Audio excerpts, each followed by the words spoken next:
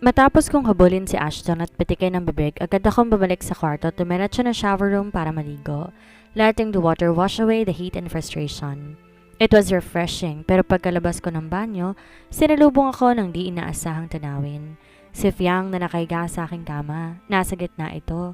Tuwid ang mga binti pero magkapatong habang nasa ulunan ang mga kamay. She looked as if the bed, no, the whole room belonged to her, and God, she had that look on her face. Parang alam na alam ang ginagawa niya sa akin. Naparanok ako at iniwas ang tingin. Lumapit na lang sa cabinet bago pa ako matempt na mag-dive sa kama papunta sa harap ni Fiang. Ngunit habang inaabot kong isang kamiseta, narinig kong malambing na boses ito na may halong pangaakit. Uwi ka na, hindi na ako galit. She knew how to play dirty and she was playing to win. Umuwi ka mag-isa. Sinuot ko ang t-shirt ko habang nakatalikod pa rin sa kanya. Kaya mo namang wala ako, hindi ba? Natiis mo nga ako 2 linggo, sigurado. Kakayanin mo rin kahit 1 taon pa tayong di magsama. Isang mahinang buntong hininga ang pinakawalan nito bago nagsalita. Galit ka pa rin ba? Anito sa akin. Sinong di magagalit? Tapos yung dala mong bulaklak pang pata... Di ko natuloy ang reklamo ko dahil bagbaling ko kay Fiang. Natulala ako sa naabutan kong ayos nito. Nakatas na sa bewang ni Fiang ang laylay ng dress nito. Nakababa ang lace undies sa isa niyang sakong at nakabukas ang hita sa direksyon ko. Kung ayaw mong bulaklak na binili ko, unti-unti naglakbay ang isa nitong kamay pababa sa kasangga nito. Biglang bumilis ang tibok ng puso ko sa ginagawa ni Fiang. Itong bulaklak ko na lang. Pwede mo pang maging snacks kung ayaw mo rin ang dala kong biskwit. Napanunok akong mariin sabay ngisi habang humahak pang papalapit. Di na ako nagdalawang isip sumampa ng kama, pumesto sa pagitan ng binti nito. Kinawit ang braso sa binti para hilahin siya palapit sa akin. Pero bago ko yumuko sa pagitan ng binti niya, saglit ako nag-angat ng tingin dito. Madilim ang mga mata, kaakit-akit at halos hindi mapaglabanan. Hinayaan kong lumalim ang ngisi ko, leaning in just enough for her to feel the weight of my words. Sasakupin ko yan. Pero hindi ibig sabihin okay na tayo. Susundin ko lang isa sa mga turo sa akin ng magulang ko. Bawal tanggihan ng grasya. Di na ako nagsayang ng oras at agad na akong yumuko para sakupin na nasa ibaba nito. OMG, Indigo! Inangat ko ang mga mata ko sa kanya and I watched her face, teasing her, pero di binibigay ang gusto niya. Nais kong maramdaman ni Fiang bawat segundo nito. Nahayaang mabuo ang pag-asa na parang matamis na pagpapahirap para malaman niya na hindi sa lahat ng oras ito ang masusunod at mas makapangyarihan sa aming dalawa. Sa kabilang banda. 10 months. 10 months of being married to Fiang pero di ko pa rin ramdam ang pagmamahal niya sa akin. Oo, naging okay kami nung sinundo niya ako sa bahay ni na mom a few months ago dahil sino ba namang di bibigay kung matapos ko tong sambahin ako naman ang sinamba niya. Hanggang ngayon ngay nakarehistro pa sa isip nito ang itsura. Hindi ko rin napigilan ang sarili kong kunan siya ng litrato. Flashback. Wait, what are you doing? Natigil si Fiang sa pagsamba sa akin at tiningala ako. Kinukunan mo ba ako ng picture? Tanong nito na makita niyang inabot kong phone sa kama at tinutok sa kanya ang back camera. Can't help it, you're so perfect. Sige lang, wag kang titigil. Alam kong baliw ka, Indigo, pero utang na loob itigil mo yan. What if may makakita niyan? Alito sa akin. Ano sila sinaswerte? Hindi nila ito makikita dahil sa akin lang to. I need it for my sexy collection. I smirked, letting the anticipation hang between us for a moment longer. Di na to sumagot at nagpatuloy lang sa pagsamba sa akin. Maya-maya pa'y ramdam kong malapit na akong matapos pero mahigpit ang pagkakahawak ito sa aking bewang. Fiang, teka lang, malapit na ako. Di ko napigilan at kusa nang tumulo yon sa labing to. Kahit medyo nag-ahabol ako ng hininga, yumuko ko kay Fiang. Nag-aalala dahil di ko nagawang tanggalin ang kasangga ko sa higpit ng kapit nito. Halika, let's go to the bathroom, Fiang. Kailangan mong alisin yan? Humakbang ako para akayin siya sa banyo pero agad ding napahinto ng agawin niya sa akin ng kamay. Nilingon ko siya at sinulubong ang tingin ko na may pilong kislap sa mata. Dahan-dahang pinunasan ang gilid ng labi niya saka ngumisi. Too late, Indigo. Naubos ko ng lahat. Tulala akong napatitig sa kanya. She looked so calm, so unapologetically confident that it left me at a loss. Bumilis ang tibok ng puso ko at tumatak sa isip kong imahe niya. She was not just unfazed, she was proud and somehow that made everything burn hotter. Present. Sumama ko kay Fiang pauwi ng araw na yon at pagdating sa bahay, doon niya ako kinausap. Humingi ng pasensya sa naging asta niya regarding sa issue kay Fatima. Sincere ang pagingito ng tawad noon kaya sino ba naman ako? Isa lang akong marupok na nilalang pagdating sa kanya kaya di ko na pinatagal ang problema namin. After that, things started to fall back into place. We shared lunch at work, sat down for dinner together at home, and at night she welcomed me, touched without hesitation. Para kaming normal na mag-asawa. Di ko na kailangan pang magmakaawa o magbigay ng mga kondisyon para lang sambahin ako. And in bed, oh my, she was completely willing. Ano man gusto kong gawin, nakakatuwang magkaroon ng gantong antas ng pagtitiwala. I could hardly believe my luck, pero may isang problema. Kahit naging okay kami at nagpakaasawa na siya sa akin, there was a part of me that sensed something was missing. Her gestures, though kind and open, felt a little restrained. As if she's going the motions, doing what was expected of her rather than what hurt her really wanted. It was like she is staying in sync with me. Not because she felt deeply for me, but because she knew it was part of being married. May mga pagkakataon na kapag nagsasalo kami at nasa harap ko siya, pinagmamasdan ko ang mata niya dahil sabi nila eyes can't lie. Sinusubukan alamin anong sinasabi ng mata nito na hindi kayang sabihin ng bibig. Pero hirap akong basahin siya at dahil doon, unti-unti akong nawawala ng gana. Pakiramdam ko'y ako lang umaasa na magiging happy ending kaming dalawa at di namin kakailanganin mag-divorce lalo na't palapit na ang 1-year wedding anniversary namin. Yon ang minimum requirement sa amin and after that, pwede na kaming maghiwalay ng landas na hindi damay ang mamanahin ko at ang posisyon ni Fiang sa kumpanya. So anong plano mo? Tanong ng kambal kong si Ashton matapos kong i-open sa kanila yung napapansin kong sitwasyon namin. Kasama ko ngayon sila ni Indra sa GDV Club na pag-aari ng Uncle Gino.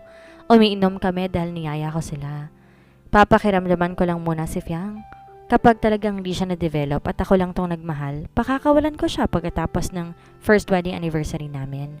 Kesa magdusa ko sa pagkasama namin na ako lang nagmamahal sa aming dalawa. Muli kong tinungga ang alak sa baso. Pagkatapos, sahanap ako ng isang babae na mapagmahal at kung kahit na pa to kabaliw. Sabi ko na halos di makatingin ng diretsyo. Yung babaeng araw-araw ako sasabihin ng I love you, maglalong message sa akin gaano ko kamahal. Yung kayang i-post ang mukha ko sa social media niya at may caption na puso o di kaya aking pag-ibig. Yung di ako ikakahiya. Susubukan ko maging seryoso pero sa huli, humagalpak ako ng tawa. Nanginig ang katawan sa kung ano-anong pinagsasabi ko. Baliw ka? Sita sa akin ni Indra. Nagsiselos ka kay Ashton, no? Halos lahat ng social media at stories ni Paula nasa social media at stories niya. Tumawa to habang si Ashton naman ngumiti na nakakaloko. Obvious, kinilig bigla. And let's face it, Indra had a point. Minsan nga di namin alam sino may-ari ng social media na Sugar Pops dahil mas marami pang mukha ni Ashton kaysa rito. Binalingan ko si Ashton para sa rin. Aminin mo nga, binabayaran mo ba si Paula para i-post ka? How much per post? O ikaw mismo gumagamit ng social media niya para i-post ang sarili mo? Sira ka ba? Hindi ko nga alam ang password ni Paula at hindi ko siya binabayaran. Ginagawa niya to dahil gusto niya. Kung titingnan mo lahat ng mga pinopost na litrato niya sa akin, mga stolen shots yon. Hindi ko alam na kinukuran niya ako at makikita ko lang na post na niya. Ngumisi si Ashton sa akin na akala mo nang aasar sabay sabing, ganon nga ako kamahal. Hindi tulad mo, minsan na nga lang mag-post if yang nakakrop ka pa. Di ko maiwasang mapura na mahina nang maalala ko yon. Tama si Ashton. Noong nakaraang buwan, we had a family dinner over at Mamila's mansion ng Tita Baby. Feeling sentimental, kinunan kami ng litrato ni Fiang, magkatabi sa dining table. Kaswal na nakasabit ang braso ko sa likod ng upuan niya, todong ngiti. Tapos pinost niya at anong nakita ko? Nakrap ako ng buo. Kamay ko lang sa likod ng upuan ni Fiang kita. If I had known that was coming, tinaas ko na lang sana ang daliri ko sa picture. Pero paano ka tinatrato ni Fiang? Lalo na kapag magkasama kayo sa bahay, inaalagaan ka ba niya or hinahayaan ka na lang kumabag sa sarili mo? Napaisip ako saglit bago kumibo. Inaasikaso naman, wala na rin kaming schedule ngayon sa pagluluto. Hindi katulad noong una. Ngayon, si Fiang lagi nagpe-prepare ng dinner. Di rin niya ako pinaprank ng mga pagkaing ayoko. Madalas, paborito kong ulam ang niluluto niya kahit di masarap. Saglit ako natahimik bago nagpatuloy. Nagpapakaasawa naman kahit papano. Tuwing matatapos ako maligo, paglabas ko, nakaayos ng isusuot ko sa kama. Paano pag pareho kayo nasa trabaho? Tanong ni Indra. Napatitig ako sa alak sa harapan ko at binabalikan ng araw na nasa Azuma Entertainment kami ni Fiang. Pinagtitimpla niya ako ng kape bago ko pa masabi kay Jonas. Hindi na rin mapait. Sakto na sa panlasa. Kapag oras ng break, hinintay niya ako matapos sa ginagawa para magkasabay kami. Di tulad dati, sasadyain niyang mauna kumain para iwasan ako. Peste ka talaga. Kung ganyan ang pakikitungo sa'yo ng asawa mo, ibig sabihin may malasakit siya sa'yo. Alam mo, minsan ang pag-ibig, hindi lang sa pagsasabi ng I love you. Yan ay kung paano mo pinapakita. Yung maliliit na bagay na ginagawa niya, they speak volume. Napataas ako ng kilay at naintriga sa pagseryoso nito. What do you mean? Makinig ka, Indigo. Ang pag-ibig hindi palaging mga dakilang kilos o mabulaklak na salita. Ito'y pang araw-araw na gawa. Kapag pinagtitimplahan ka ng kape, iniisip ka niya. Pinapadali niyang araw mo. Kapag hinihintay kapag break, itong paraan niya para sabing pinahahalagan niyang oras niyo magkasama. Ang pagkilos na yun nagpapakita ng pangako niya. Minsan nababalot ang mga tao sa sobrang kagustuhang makarinig ng I love you. Nalilimutan nilang makita anong nasa harapan nila. At paano mo yun nalaman? Naghibit balikat si Indra. Isang nakakalokong ngiti ang sumilay sa mukha nito. Dahil ang tingin ko pareho kami ni Fiang. Hindi ako malokong tao. Ang pagkasabi ng matamis na salita, hindi ako komportable. Mas gugustuhin ko ipakita sa pamamagitan ng mga aksyon ko. 2 months later. Ngayon, ika-first wedding anniversary namin ni Fiang. Sa 2 buwang obserbasyon ko sa kanya, hindi ko pa rin talaga ramdam ang pagmamahal. Kapag nag-I love you ako sa kanya sa text or pag nagsasalo kami, di siya sumasagot. Nagkamali si Indra, and I'm starting to realize na siguro wala talagang nararamdaman si Fiang for me. Kaya ngayong gabi, nagdesisyon na ako na kausapin siya. Nasa kilalang restaurant kaming dalawa. Niyaya ko siya mag-date para i-celebrate ang una at huling wedding anniversary namin. Ayoko siyang ikulong kung dito masaya at kung napipilitan lang pakisamahan ako. Alam ko rin ba't ito nagtitiis sa akin dahil sa mamanahin niya at posisyon sa kumpanya. She looks simple but breathtaking, which makes the whole situation feel even more bittersweet. Her dress is a soft shade of emerald green, understated yet elegant, accentuating the natural warmth of her skin. Her beauty tonight makes it hard to look away. The elegance, ang pagiging simple, itong lahat ng bagay na laging humihila sa akin papunta sa kanya, pero nakakasakit din sa puso ko dahil kahit gaano kaganda ang itsura ni Fiang, may distansya pa rin doon. Isang di nakikitang pader sa pagitan namin. Happy first anniversary, Dragon? Nakangisi kong bati sa kanya, pero di ko ramdam na masaya ako. Paano ko magiging masaya kung magpapaalam na ako sa kanya? Nag-angat ng tingin sa akin, her expression unreadable. Congrats sa ating dalawa, natiis natin isa't isa. May bakas ang biro sa boses nito pero seryosong mukha. Ubusin mo yung pagkain mo, magpakabusog ka. After that, may regalo ko sa'yo. Pinilit kong ngumiti bago ako nagbaba ng tingin sa pagkain. Ikaw naman, wag kang masyadong pagkabusog, lalo na't gabi na. Mahina pa naman ang panunaw mo. Anito sa akin, I have something for you too kapag tapos na tayong kumain. Na matapos lahat mula main course hanggang dessert, nilinis ng waiter ang table namin. Kinuha ko sa bulsa ng coat ang papel na nilagay ko doon kanina. Ito, I said, extending my hand. Regalo ko sa'yo. Tinignan ni Fiang ang nakaroll na dokumento sa kamay ko at namuo ang pagsimangot sa mukha nito pero kinuha pa rin. Divorce papers? Nauutal nitong sabi na mag-angat ng tingin sa akin. Muling sumeryoso at di ko naman siya mabasa. I already signed the papers, Fiang. Pirma mo na lang ang kulang and you're free. Huwag ka mag-alala, pwede mo na yang pirmahan dahil hindi na ako pupulutin sa kangkungan. Tapos na ang pagtitiis mo sa akin. Ito na ang katapusan ng ating pagpapanggap. Pagpapanggap? Yes, pretending.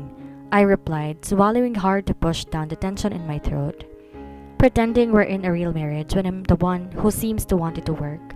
Hindi to sumagot at tiningnan lang niya ako na may parehong hindi mabasang ekspresyon and I suddenly felt exposed, vulnerable. I forced myself to keep talking. This past months, Fiang, inaobserbahan kita at pansin kong parang go with the flow ka lang. Ginagawa ang mga bagay hindi dahil gusto mo kundi kailangan at yon ang obligasyon mo. Maski ako hindi sanay na ganito kaseryoso. And I can't keep hoping for more when it feels like it will never come. You deserve someone who will make you feel the way I've been trying to make you feel. And I need someone who actually wants me back. Namayani ang katahimikan sa pagitan namin, thick with everything we hadn't said. She looked down at the papers again, her fingers tracing the edges, almost absently. Kasunod ang paglanok ng madiin, then she finally looked up. Ito ba talaga ang gusto mo? Yes. Kung ganon, inilagay ni Fiang ang divorce paper sa tabi niya. Isa lang ang hiling ko. Ano yun? Burahin mo ngayon lahat ng mga pictures ko sa phone mo, pati na rin yung videos nating dalawa. Maging ang tingin niya matalim din.